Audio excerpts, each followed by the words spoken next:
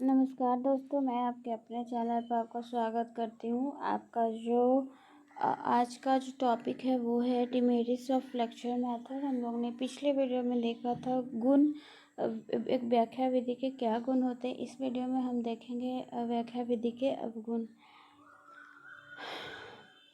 अवगुण यानी कि डिमेरिट्स, इसका क्या हमें नुकसान भी होता है। किसी भी चीज़ का एक फ़ायदा एक नुकसान दोनों होता है, तो आज हम लोग इसका नुकसान देखेंगे। जो फर्स्ट है आपका वो है छोटी कक्षाओं के लिए उपयोगी। यानी फर्स्ट टॉपिक क्या बोल रहा है कि सिर्फ और केवल छोटी कक्षाओं की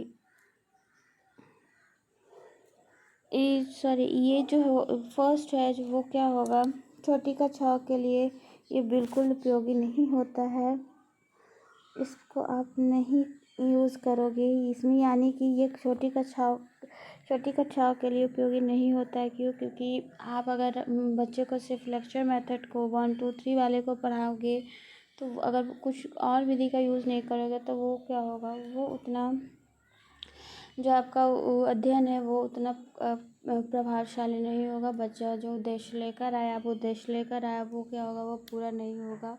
यानी बच्चा सीखने में कठिनाई अनुभव करेगा। सेकंड है ज्ञान ग्रहण करने की तत्परता पर ध्यान नहीं दिया जाता।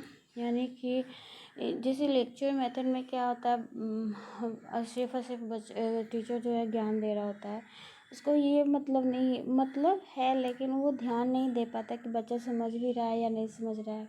क्योंकि एक तरह से भाषण रूप इसे भी कह सकते हैं। भाषण के रूप में क्या है, टीचर समझाता चला जाता है और बच्चे क्या है, सुनते रहते हैं। तो जब वो सुनेगा और क्योंकि बच्चा जब सुनता है तो उसको समझने की भी ज़रूरत होता है। अगर आप किसी चीज़ को आप सुना रहे, वो समझ नहीं रहा, तो वो अध्ययन का मतलब रह नहीं जाता। इसीलिए इसको कहते हैं ज्ञान ग्रहण की तत्परता पर ध्यान नहीं दिया जाता। यानी बच्चा ज्ञान ले रहा है नहीं ले रहा है, बच्चा भी बोर होता है। क्योंकि आप लगातार किसी चीज़ को बिना कुछ दिखाए ये भी समझाते हैं, तो बच्चा क्या वहाँ बोर होगा, वो ज्ञान को उतनी इंटरेस्ट रुचि से ज्ञान को ग्रहण नहीं करेगा। यानी कि ज्ञान ग्रहण करने की तत्परता पर ध्यान नहीं दिया जाता। थर्ड है आपका अध्यापक सक्रिय, छात्र निष्क्रिय। यानी कि अध्यापक जो है वो क्या सक्रिय रूप से हर चीज़ को समझाता चला जाता है। वो केवल और केवल क्या है, जो टीचर वो सक्रिय है, एक्टिव है, और छात्र सिर्फ और सिर्फ सुन रहे हैं, तो इसे हम निष्क्रिय। क्योंकि जब तक बालक कुछ करेगा नहीं तब तक वो क्या है, शिक्षा उसका पूरा होगा नहीं। बच्चे का ये क्रियाशील होना बहुत ज़रूरी है। इसीलिए इस विधि को अवगुण के रूप में देखा जाता है। यानी अध्यापक सक्रिय और छात्र क्या हो गए, निष्क्रिय।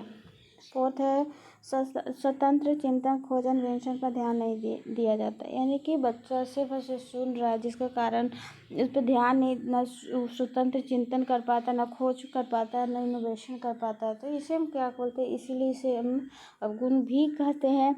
फिफ्थ है स्मृति केंद्रित विधि है। यानी कि रट्टा विधि रोट लर्निंग है। स्मृति सिर्फ और सिर्फ दिमाग समझना है कैसे क्या हो रहा है, इस विधि में नहीं लिया जाता, बल्कि ये क्या है, स्मृति दिमागी और मेमोरी लेवल का ये विधि माना जाता। 6 है आपका कार्य करने की दक्षता का विकास नहीं होता।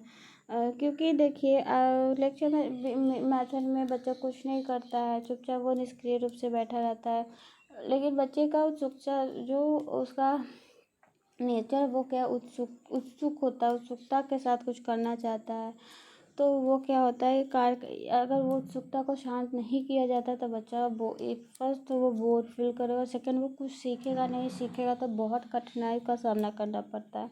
7th है कार्य करके सीखने का कोई स्थान नहीं। जैसा कि मैंने क्या बोला, टीचर सिर्फ बोलता है, बच्चे सिर्फ सुनते हैं, यानी इसमें कोई कार्य नहीं करेगा, बच्चा सिर्फ और सिर्फ बैठकर उस टॉपिक को सुनेगा।